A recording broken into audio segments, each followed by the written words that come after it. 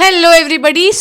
जैसा कि आप लोगों के बहुत सारे आर्टिकल जो है वो आगे इंटरनेट पे फ्लोट हो रहे हैं कि जो नीट की परीक्षा है वो 2 मोड पे होगी और अटेम्प्ट लिमिट होगी और एज लिमिट होगी। सो प्यारे बच्चों, welcome back to my channel. My name is Shipra Tiwari and I am the biology educator of the NEET UG category.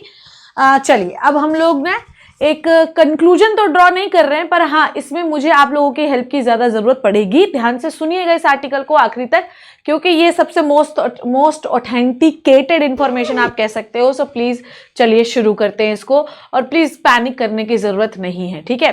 तो देखिए क्या है कि याद होगा आप लोगों को, जब ये 2024 में जब ये कहानी चल रही थी कि पेपर लीक हुआ है ना, और बहुत ज़्यादा गड़बड़ियाँ हुई, तो इसकी वजह से एक पैनल बनाया गया था। सेंट्रल गवर्नमेंट ने आदेश दिया था आपके शिक्षा मंत्री ने कि एक पैनल बनाए जाए। उस पैनल को लीड कर रहे थे आपके इसरो के पूर्व chief professor Radhakrishnan.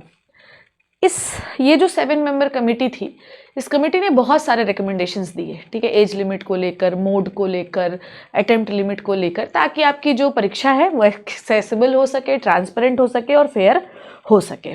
Supreme court ने भी ये माना कि आपकी जो पैनल ने रिकमेंडेशन दिया है, देंगे, उसको हम अप्लाई करेंगे, पर सारे रिकमेंडेशन हम अप्लाई नहीं करेंगे। जो भी चीज़ें इंपॉर्टेंट हैं, जो चीज़ ईजी है, जो चीज़ बच्चों के लिए फ़ायदेमंद है, उसी को हम अप्लाई करेंगे। अब गुरुवार को ना बेटा एक सुनवाई हुई है, ठीक है, ध्यान सुनिएगा। सुप्रीम कोर्ट में ना एक सुनवाई हुई। अब इसी पर लोग जो है कंक्लूजन ड्रॉ कर रहे हैं कि जो मोड है वो हाइब्रिड होगा या नहीं होगा, जिसमें से ये कहा गया, जो कि आपके सरकार की तरफ से आपके जो सॉलिसिटर जनरल थे तुषार मेहता, इन्होंने सुप्रीम कोर्ट के जस्टिस पीएस नरसिम्हा और जस्टिस मनोज मिश्रा को जानकारी दी कि हम लागू करवाना चाहते हैं जो भी हमने रिकमेंडेशन दिए हैं, पर 6 महीने के बाद हम उसे सुप्रीम कोर्ट में इनलिस्ट करवाना चाहते हैं और उसके बाद उस पर डिसीजन आएगा। पर आपको क्योंकि पता होना चाहिए कि सुप्रीम कोर्ट की पैनी नज़र इन सारी चीज़ों पे बनी हुई है, क्योंकि ये बच्चों के भविष्य का सवाल है और 2024 पर इस पर बहुत ही ज़्यादा जो है तो रायता फैला था, आपको ये चीज़ पता है। बहुत सारे बच्चे परेशान हुए, बहुत सारे बच्चों के मन में अभी भी बहुत ज़्यादा द्वेष और कैसे थे ग्लानि, दुख है कि शायद हमारे पक्ष पर डिसीजन नहीं आया।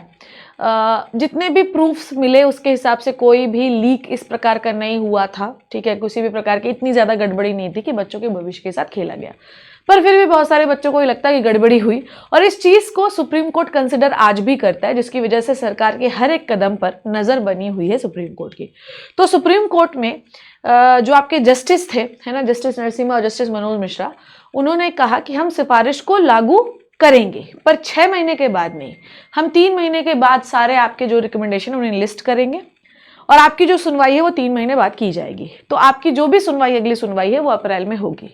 अब तुम खुद सोचो यार, अगर आपकी अप्रैल में इस रिकमेंडेशन पे सुनवाई होगी, मतलब हर रिकमेंडेशन लागू नहीं होगा, ठीक है, जो इंपॉर्टेंट है, जो ज़रूरी है, जो बच्चों के वेलफेयर में, सिर्फ वही अप्लाई होगा। तो तुम मुझे बताओ कि अगर हम 3 महीने के बाद अप्रैल में सुनवाई कर रहे हैं और मई के फर्स्ट वीक में अगर पेपर है, तो तुम खुद मुझे बताओ कि क्या तुम्हारे पास इतना समय है कि तुम अप्रैल से लेकर, मतलब सरकार के पास इतना समय है, या सरकार आपकी इतनी फास्ट है कि इतने कम समय पर हर मेथड को अप्लाई कर सके, ठीक है। जो मेजर इशू है बच्चों वो ये है, मतलब मेजर इशू बच्चों की तरफ से मैं आपको बता रही हूँ कि हाइब्रिड मोड में एग्जामिनेशन होना, ये एक बच्चों का बड़ा इशू है। एज लिमिट और अटेम्प्ट लिमिट में होना। मुझे तुम ये बताओ कि इन तीनों कंडीशंस में सिर्फ इतने कम गैप में, अप्रैल से लेकर मई फर्स्ट वीक में, कौन सा ऐसा क्राइटेरिया है जो लागू हो जाएगा? मेरा पर्सनल ओपिनियन है कि शायद इतने कम समय पर सरकार लागू नहीं कर पाएगी, क्योंकि हाइब्रिड मोड इतने सारे लाखों बच्चों का करवाना, it is really difficult task, ठीक है। तो अगर अप्रैल में सुनवाई होगी तो ये मानिए कि अप्रैल फर्स्ट वीक में भी हम ये मानते हैं कि डिसीजन आ गया, तो आपके पास 1 महीने भी नहीं है। अगर 1 महीने है और अगर सरकार हमारी इतनी एफिशिएंट है कि वो कोई कंडीशन अप्लाई कर सकती है, तो तुम मुझे कमेंट सेक्शन में बताओ कि वो कौन सी कंडीशन होगी, ठीक है। समझ में आ रही है ये बात? फिलहाल के लिए जो कंक्लूजन हम कोई से ड्रॉ नहीं कर सकते, क्योंकि अभी से कोई कंक्लूजन आया ही नहीं, ना सरकार की तरफ से कंक्लूजन आया है, ना तो सुप्रीम कोर्ट की तरफ से कंक्लूजन आया है। जो भी कंक्लूजन होगा वो अप्रैल में आएगा। अब अप्रैल में भी आएगा या नहीं आएगा कुछ नहीं पता है हम लोगों को, ठीक है। पर 2025 के लिए इतने कम समय पर ये सब चीजें करा पाना थोड़ा सा डिफिकल्ट टास्क है, तो मेरे ख्याल से ऐसा नहीं होना चाहिए। तुम्हें क्या लगता है बच्चों? तुम कृपया करके मुझे कमेंट सेक्शन में जरूर बताओ, है ना। तो ये जो है कंक्लूजन है इसका, है ना। अब आप अप्रैल तक वेट करिए। एक्चुअली आपको वेट करने की भी जरूरत नहीं है यार, जो डिसीजन आएगा वो तो आपको मानना पड़ेगा ही, वो तो आप कुछ चाहो नहीं चाहो मानना ही पड़ेगा। तो बेटर है कि आप तैयारी करिए। पर ये बहुत बड़ा चेंज है, एज लिमिट को चेंज करना, अटेम्प्ट लिमिट को चेंज करना। मैं स्टार्टिंग से बोलते आई हूँ, कोई भी चीज़ अगर बदलाव होती है तो कम से कम 6 महीने या 1 साल का टाइम दिया जाता है, फिर चेंज होती है। इतने कम समय पर चेंज कर पाना इज रियली डिफिकल्ट टास्क। आपको क्या लगता है कि क्या होगा? फिलहाल के 12th की वन शॉट वीडियोस चैनल पे पढ़ें, आप उनको जाकर जरूर देखिए। थैंक यू सो मच बच्चों, take care and bye bye.